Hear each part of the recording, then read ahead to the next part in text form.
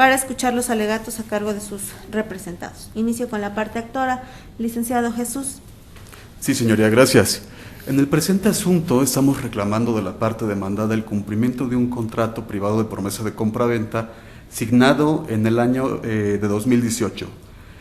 La procedencia de esta acción requiere que se acrediten tres elementos. En primer lugar, la existencia de la relación jurídica y por ende la obligación que se reclama. En segundo lugar, la exigibilidad o en su caso que el pretensor haya dado cumplimiento a lo que le incumbe. Y por último, el incumplimiento de la parte demandada.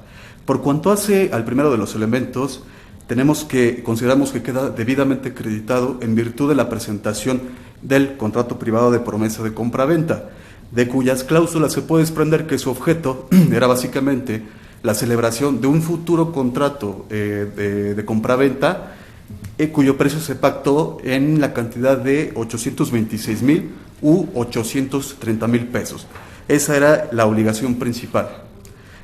Por cuanto hace a la exigibilidad de las obligaciones, tenemos que el otorgamiento del contrato definitivo se condicionó al cumplimiento de la condición suspensiva a cargo de los actores de obtener un crédito por una institución debidamente autorizada para tal efecto. Así lo refiere el contrato, a lo cual se dio cumplimiento, ya que al coactor Moisés Eduardo Juárez Tenorio le fue autorizado un crédito mancomunado por el Fobiste hasta poco más de 900,000 pesos.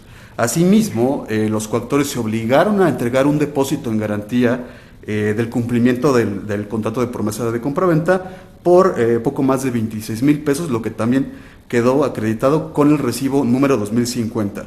Ahora bien, respecto a este punto, la llamada condición suspensiva, si su señoría hace una lectura integral del contrato, podrá percatarse de que el arábigo 5, el arábigo 3 de la cláusula quinta refiere lo siguiente, refiere que en caso de que los recursos económicos con los que se pretenda pagar la compraventa no pertenezcan a los promitentes compradores, estos se comprometen a presentar a la persona que sea poseedora de esos recursos económicos el día de la firma del contrato en la notaría o de la formalización de la escritura en la notaría.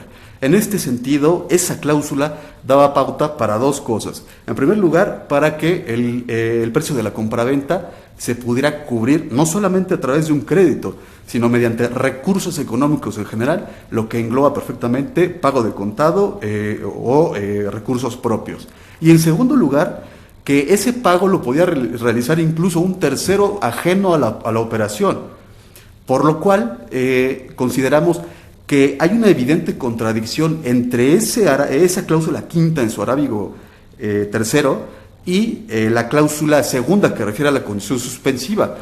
Ante esta evidente ambigüedad y contradicción de esas cláusulas, consideramos que su señoría debe resolver esta ambigüedad atendiendo a la regla de interpretación contenida en el artículo 1853 del Código Civil Federal de aplicación supletoria a la materia mercantil, que refiere que cuando una cláusula o las cláusulas de algún contrato admitan diversos sentidos, debe interpretarse el contrato y la cláusula de manera tal que el contrato surta sus efectos. Entonces, en ese sentido, era obvio que resultaba irrelevante para los efectos del contrato que mis representados obtuvieran el crédito, puesto que esa cláusula refiere y a su vez anula a esta segunda cláusula del contrato de la condición suspensiva. Entonces, por cuanto hace al segundo elemento de la obligación, consideramos que queda debidamente acreditado. Respecto al tercer elemento, el incumplimiento de la parte demandada, consideramos que también queda acreditado, toda vez que la parte demandada en ningún momento notificó a los coactores la notaría en que debía celebrarse el contrato definitivo, tal como se obligó en la cláusula primera en el arábigo 5.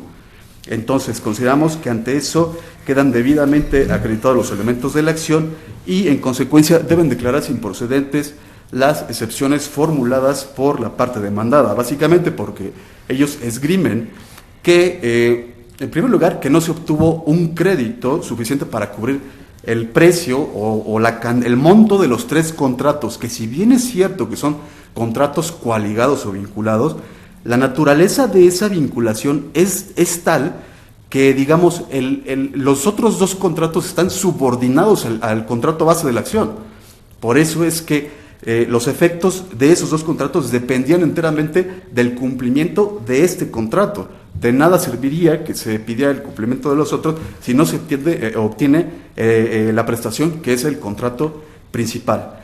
Asimismo, ellos refieren que los coactores no cumplieron con la obligación de notificar la obtención del crédito, pero esta excepción también debe declararse improcedente, puesto que el contrato en ningún momento obliga a los coactores a informar la obtención del crédito en un modo y tiempo determinados y específicos.